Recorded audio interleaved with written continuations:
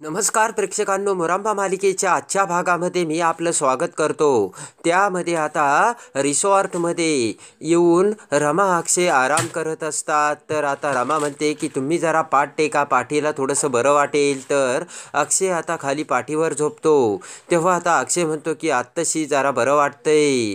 आणि लगेचच आता रमा अक्षयच्या डोळ्यासमोर रेवाने केलेले एक एक कर्म आता दोघांना आठवते, दोघांच्या डोळ्यासमोर येऊ लागते.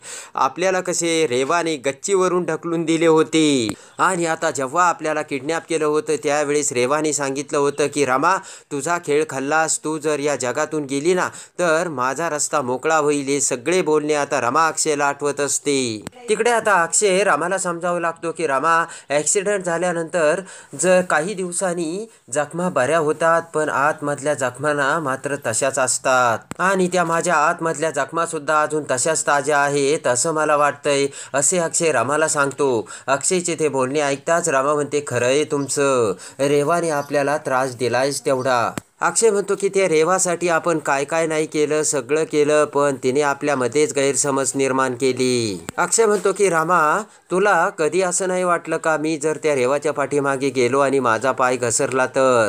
तेव्हा आता रमा म्हणते की मला असं कधीच नाही वाटलं आणि वाटणारही नाही. अक्षय म्हणतो की नाही, काही बायकांच्या बाबतीत तर असंच असतं, त्यांच्या नवऱ्याच्या बाबतीत कायम शंका असतात. रमा म्हणते की असं नियम आहे का, कुठे लिहून ठेवलंय का सगळे पुरुष असंच वागतायत म्हणून? रमा म्हणते की आणि माझी 100% खात्री आहे तुम्ही असं कधीच वागू शकत नाही. ते ऐकून अक्षय आता रमाकडे बघतो आणि तेवढ्यात वेटर येऊन दरवाजात आवाज देतो. तर अक्षय दरवाजा उघडतो आणि वेटरने आता रमा अक्षयसाठी जेवण आणलेलं असतं आणि आता अक्षय लगेचच ते सगळं जेवण टेबलवरती ठेवतो आणि अक्षयने आता कॅन्डल सुद्धा पेटवलेली असते. रमा म्हणते की हे कशाला? तर अक्षय म्हणतो की माहोल इतका सुंदर आहे रमा. आणि लगेचच आता जेवण समोर धरत प्रेमाने अक्षय चमच्याने रमाला जेवण भरवतो. तर रमा खूप खुश झालेली असते आणि आता दोघेही जेवण करू लागतात. तर रमा प्रेमाने अक्षयकडे बघत असते आणि दोघेही एकमेकांकडे बघत आता जेवण करून आता आनंद लुटत असतात. तर आता रमा म्हणते की आत्ताशी जरा बरं वाटलं, जेवण केलं. जेवायच्या अगोदर आपल्याला काय बोलत होतो ते आपल्यालाच आठवत नव्हतं. तर अक्षय म्हणतो की मला आठवत होतं. आणि 3 गोष्टी असतात, ताण, तणाव, दुःख, ज्यामुळे आपल्याला त्रास होतो. अक्षय म्हणतो की त्या 3 गोष्टी म्हणजे भूक, दुःख आणि प्रेम. पटकन रमा आता पाणी पिते आणि म्हणते की आता मला सगळं विसरण्याची गरज आहे आणि मी पटकन सगळं विसरून जावो. आणि आता रमा ही लगेच उठून कॉटवर जाऊन उशी व्यवस्थित घेऊन आता कंबल अंगावर घेऊन झोपते. तर अक्षय रमाकडे बघत असतो आणि प्रेमाने आता रमाकडे बघत अक्षय विचार करतो की रमा, खूप थकलीयस तू आणि खूप दमलीयस, खूप दिवसाचा तुला ट्रेस आहे आणि म्हणून तू अशी झोपलीस, असे म्हणत आता प्रेमाने अक्षय खुर्चीवर बसून रमाकडे बघत असतो. आणि रमा, खरंच तुला गाढ झोपेची गरज असल्याचे आता अक्षयच्या लक्षात आलेले असते. इकडे आता मधुमती ही हॉलमध्ये एकटी चहा पीत असते आणि चहा पीत असताना मधुमती म्हणते की आले का सगळे? अरे कुठे राहिलेत सगळे? एक सुद्धा मला दिसत नाहीये. पटकन आता सगळे जण पळत पळत मधुमती समोर येतात. आई आजी खुर्चीवर बसत म्हणते की अगं मधुमती, काय चाललंय तुझं हे आणि कसले हे सगळे नियम? ते ऐकून बोट करत आता रागाने मधुमती म्हणते की पार्वती, मी तुला सांगितलं ना माझ्या पुढे आवाज चढवायचा नाही आणि त्यातली त्यात तू तर अजिबात नाही. तेव्हा आता आजी सुद्धा घाबरलेली असते. सीमा, जान्हवी चिडीचूप उभे असतात.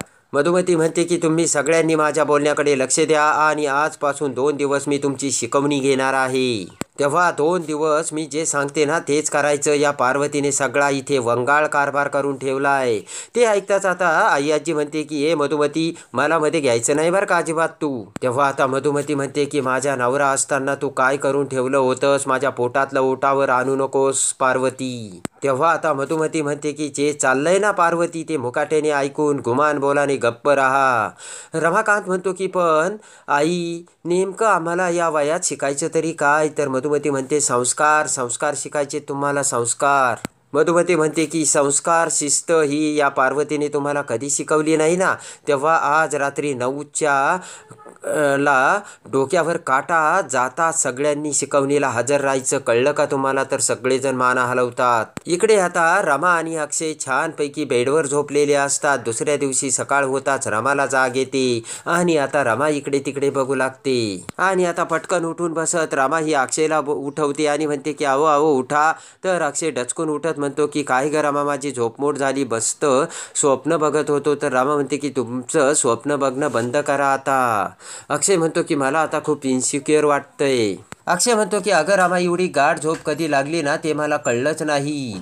तेव्हा आता रमासुद्धा आळस देते. तर आता अक्षय म्हणतो की चल रमा बाहेर जाऊन येऊ. तर रमा म्हणते की मी माझं आवरते, तुम्ही ही कपड्याची कंबलची घडी घाला. तर अक्षय म्हणतो मी बाहेर जाऊन येतो.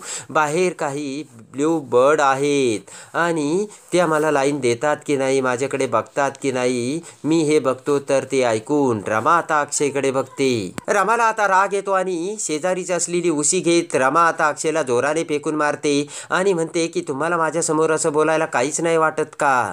अक्षय म्हणतो की त्यात काय वाटायचं. अक्षय म्हणतो की अगं उलट चांगलं आहे, या वयात आपल्यात किती स्मार्टपणा आहे ना हे सुद्धा यावरून निदर्शनास आणून देता येतं. तर आता रमा म्हणते की मला तुमच्याशी बोलायचंच नाही, जा.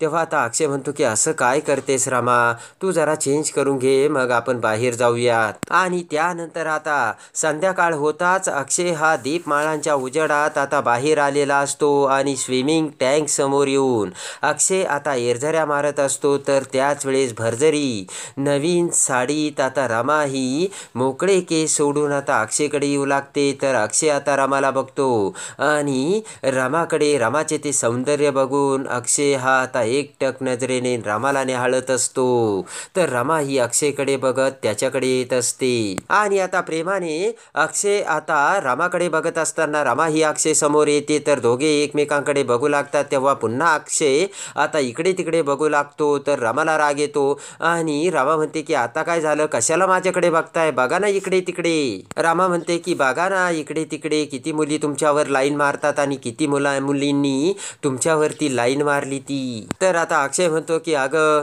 त्या मुली माझ्याकडे बघत बघत डायरेक्टली या सगळ्या पाण्यात पडल्या. तेव्हा आता रमा म्हणते की मग तुम्ही सुद्धा त्या मुलींसोबत पाण्यात पडायचं ना. अक्षय म्हणतो की अगं त्या मला बोलवत होत्या पण तेवढ्यात तू आलीस ना. तर रमा आता प्रेमाने अक्षयला चापट मारते आणि आता रमा ही अक्षयला म्हणते की काय, कशाला मला चिडवताय.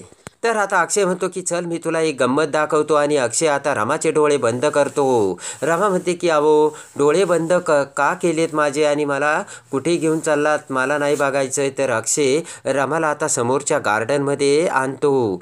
तिथे आता लव हर्टच्या गुलाबाच्या पाकळ्यामध्ये सिम्बॉल काढून त्यामध्ये खुर्च्या आणि टेबल सजवलेला असतो. शेजारी बलून लावलेले असतात, दीपमाळांचा उजेड असतो आणि ते निसर्गरम्य गार्डनमध्ये आता अक्षयने रमाला आणलेले असते. आणि त्या गार्डनमध्ये येताच आता लगेचच रमाचे अक्षय डोळे उघडतो आणि आता अक्षयकडे बघताच रमा ही समोरचा तो सुंदरतेचा नजारा बघून खूप खुश झालेली असते. अक्षय म्हणतो की माझ्या रमाला आता कुठलाही त्रास व्हायला नको. तर प्रेमाने रमा अक्षयकडे, तर अक्षय रमाकडे बघू लागतो आणि प्रेमाने आता आय लव्ह यू रमा असा नावाचा केक सुद्धा आता अक्षयने आणलेला असतो आणि शेजारी गुलाबाचे फुले ठेवलेले असतात. तर प्रेमाने त्या केककडे बघत रमा ते गुलाबाचे फुलं आपल्या हातात घेते आणि आता रमा प्रेमाने ते गुलाबाचे फुलं आपल्या छातीशी कवटाळते. तर त्याच वेळेस त्या गुलाबाच्या फुलातील काटा रमाच्या बोटात शिरतो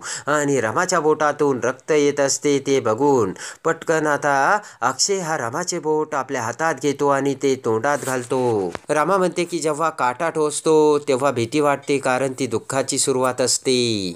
आणि लगेचच आता अक्षय रमाचे बोट आपल्या तोंडात धरत म्हणतो की असं काहीच होणार नाही आणि रमा आता सगळं छानच होणार आहे असे म्हणत प्रेमाने अक्षय रमाकडे बघतो. तर रमा प्रेमाने अक्षयला मिठी मारते. तेव्हा आता अक्षय रमाला आपल्या भरगच्च मिठीत घेतो आणि खरंच रमा अक्षयचे एकमेकांवरचे प्रेम ते समोर आलेलं असतं. इकडे आता 9 वाजता बरोबर मधुमतीने आता शिकवणीला सगळ्यांना बोलावलेली असते. सगळेजण येताच आता मधुमती म्हणते की हे बघा, घरातली कामं बायका करतील आणि बाहेरची कामं पुरुष करतील. तेव्हा आता रमाकांत म्हणतो की मी काय म्हणतो आजी, बाहेर थोडीच असे कायमची परमनंट कामं असतात का? तेव्हा आता घरातली बी कामं करायला पुरुष मंडळी आहेत की, असे रमाकांत आता मधुमतीला सांगतो. तेव्हा आता मधुमती म्हणते की ती काही बी नाही, पुरुष मंडळी हे बाहेरचेच कामं करतील. तेव्हा आता मधुमती म्हणते की आणि काय कामं करायची ना ते मी उद्या तुम्हाला सांगेन. उद्या पहाट सगळ्या बायकांनी आंघोळी करून माझ्याकडे यायचं. जान्हवी म्हणते की अहो आजी, पहाटे किती थंडी असते ना, तेव्हा थंडीत एवढ्या पहाटे नको नको. तर आता लगेचच मधुमती म्हणते की थंडी बिंडी काही नाही. मधुमती म्हणते की जान्हवी, थंडी बिंडी काही नाही, अगं आंघोळ करून रांगोळी कशी काढायची ना ते मी शिकवणार आहे. आणि पुरुष मंडळी तुम्हीसुद्धा आंघोळ्या करून तयार राहायचं, कळलं का? तर आता अभ्या रमाकांत मान हलवतात. आनंद म्हणतो की आता आई आजी आम्ही कशा पायी? तेव्हा आता आई आजी म्हणते की बायकांवरती हुकूम कसा गाजवायचा ना ते शिकण्यासाठी. ते ऐकताच आता आई आजी म्हणते की व्हॉट नॉनसेन्स, पुरुषांनी बायकांवर हुकूमत चालवलेली मला अजिबात नाही, माझ्या डिक्शनरीमध्ये तो शब्द नाही, कळलं का तुला? तेवढ्यात आता मधुमती म्हणते की मग तुझ्या डिक्शनरीमध्ये बसून घे पार्वती. तेव्हा मधुमती म्हणते की भीतीचं दुसरं नाव काय आहे पार्वती? मधुमती. तेव्हा आता बोट करत पार्वती आजी उठून उभा राहते आणि म्हणते की माझ्याच घरात येऊन मला भीतीची धमकी घालते की काय? तर आता मधुमती म्हणते की जादा ओरडू नकोस पार्वती.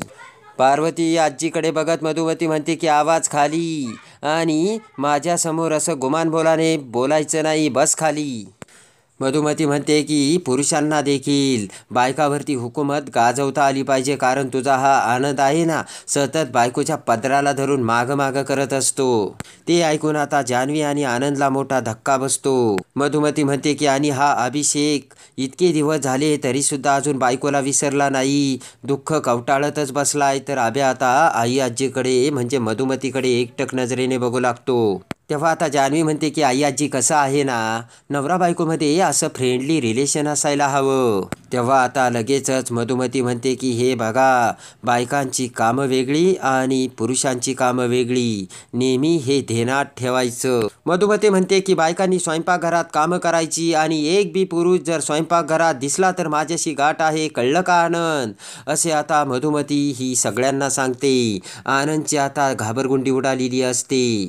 मधुमती म्हणते की जर कुणाला काही लागत असेल, पाणी लागत असेल, जेवण लागत असेल तर बायकोला सांगायचं, आजीला सांगायचं, काकूला सांगायचं, ऑर्डर सोडायची नुसती, पण कुणी जागेवरून हालायचं नाही, कळलं का सगळ्यांना? आणि आता इकडे अक्षय रमा फिरत त्या स्विमिंग टँकमध्ये आणि त्या गार्डनमध्ये आता एन्जॉयमेंट करत असतात.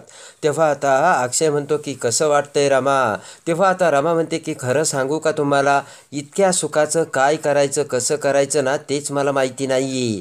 तेव्हा आता लगेचच अक्षय प्रेमाने रमाकडे बघत रमाच्या चेहऱ्यावरून हात फिरवतो आणि म्हणतो की रमा, दुःख विसरायचं. अक्षय म्हणतो की आणि हेच असे प्रेमाचे क्षण लक्षात ठेवायचे. आणि आज रमा मी तुला हा अक्षय मुकादम एक विचारतो, आणि हा अक्षय मुकादम रमा तुला प्रॉमिस करतो की यापुढे आपल्या आयुष्यात मी तुला एकही दुःखाचा क्षण येऊ देणार नाही रमा. तेव्हा रमाला खूप हायसे वाटलेलं असतं. अक्षय म्हणतो की यापुढे फक्त आपल्यामध्ये सुखच सुख असेल, तर रमा खूप खुश झालेली असते. तर आता रमा खुश होऊन अक्षयला म्हणते की मी कायम तुमचीच होते आणि यापुढे सुद्धा तुमचीच असणार आहे. तेव्हा आता प्रेमाने अक्षय हा रमाच्या अगदी जवळ जाऊन रमाचा किस घेऊ लागतो. तर रमाने सुद्धा डोळे मिटलेले असतात आणि प्रेमाने रमा अक्षय आता एक झालेले असतात. आणि आता असे म्हणत रमा आणि अक्षय प्रेमाने एकत्र येऊन रमाने सुद्धा अक्षयला मिठी मारलेली असते. आणि आता लगेचच रमा म्हणते की तुम्ही मला कधी सोडून नाही ना जाणार? तर अक्षय म्हणतो की आपण एकमेकांशिवाय राहूच शकत नाही रमा, मी तुला कधीच सोडून जाणार नाही. तेव्हा आता पुन्हा रमाला खूप आनंद झालेला असतो. त्यानंतर आता रमा अक्षय रात्री पुन्हा रिसॉर्टमध्ये झोपतात. तर आता सकाळी रमा उठून आता बसते आणि अक्षय इकडे तिकडे बघू लागते, पण अक्षय आता रमाला कुठेच दिसत नसतो. आणि रमा म्हणते की कुठे गेले असतील हे. तर तेवढ्यात शेजारी एक चिठ्ठी आणि गुलाबाच्या फुलाचा आता गुच्छ ठेवलेला असतो आणि रमा ती चिठ्ठी घेत वाचू लागते. तर आता अक्षयने चिठ्ठीमध्ये काय लिहिलेले असेल आणि आता अक्षय रमाची कशी मजा घेणार हे बघण्यासाठी आणि मुरांबा मालिकेच्या डेली अपडेटसाठी बेल नोटिफिकेशनवर क्लिक करून आपल्या चॅनलला लाईक करा, सबस्क्राईब